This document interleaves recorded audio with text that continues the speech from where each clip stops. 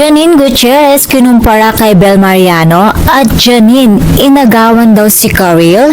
Hello again mga chika, Doras, at dahil nga sa masasabi kong isa ako sa tagahanga ni Miss Janine Gutierrez at the same time, tagahanga rin ako ni Bel Mariano at Karil, kaya magre-react ako at magbibigay ako ng opinion dito sa isang tweet na nakita ko sa X. Naku, aga-aga ha, pinagpaliban ko muna pagtali ng bubong namin dahil dito, dahil nga naman, chismis is life. Charot. Bagyo ka lang, chismosa ako. At dahil nga rin sa chismosa tayo, halina't magchismisan tayo mga chikadoras. This time ay nag-post tungkol kina Janine Gutierrez at Bel Mariano at may pa-compare pa tungkol sa kung sino raw ang mas marunong rumespeto sa kapwa artista. Diyos ko, nagluluksa pa si Janine tas kung ano-ano pang issue ang binabato nyo sa kanya. Okay, sige, pag-usapan na natin to.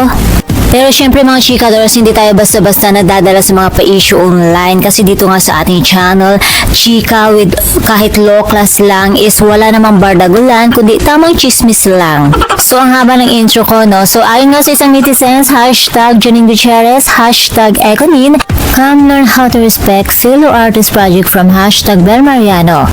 B could have sat beside Donnie and steal the spotlight, but this young girl respect her fellow artista project. Unlike Janine Gutierrez who was stealing hashtag Karil spotlight in hashtag Quezon. Ayun na nga ang kanyang opinion at ang kanyang sinasabi na si Bel Mariano daw ay marunong daw magbigay ng respeto sa kapwa artista kasi daw hindi niya kinuha ang spotlight sa event na magkasama sila ni Donnie. At ayon nga kay ating netizens, unlike daw kay Janine, inagawa ng spotlight si Karil sa premiere ng Quezon kung saan nga si Jericho Rosales ang leading man at si Karil naman ang gumanap na Aurora Quezon. Abay, medyo matindi itong pa-side comment ni ate ha, para may pa-battle of the beauties yarn. Pero wait lang mga chikadoras, linawin muna natin. Kung babalikan naman nangyari sa Quezon premiere, totoo nga naman na nandun si Janine kasi girlfriend nga siya ni Echo. Pero hindi siya part ng cast. Nandun lamang siya bilang supportive partner ni Echo, hindi para gawa ng eksena si Karil o kahit sinong artista. Subalit totoo naman talaga nakapansin-pansin ang presence ni na Econin. Natural talaga silang napapansin kahit naman saan silang pumuntang event. Pero nanatili pa rin ang spotlight para kay Karil at sa iba pang mga cast ng Quezon. Pero ewan ko lang mga chikadoras ha, minsan kasi parang ang bilis talaga ng mga netizens magbigay ng label. Parang pag nagtaas ka lang ng kamay, headline na agad, tinagawan ng eksena. At saka feeling ko lang ha, hindi rin naramdaman ni Karil na naagawan siya ni Janine ng spotlight. At bilang tagahanga ni Miss Janine Gutierrez, masasabi ko talaga na isa siya sa mga pinakamagalang at klase na artista ngayon. Hindi siya yung tipong gusto lagi sa spotlight. Actually, madalas nga tahimik lang siya sa mga ganitong issue.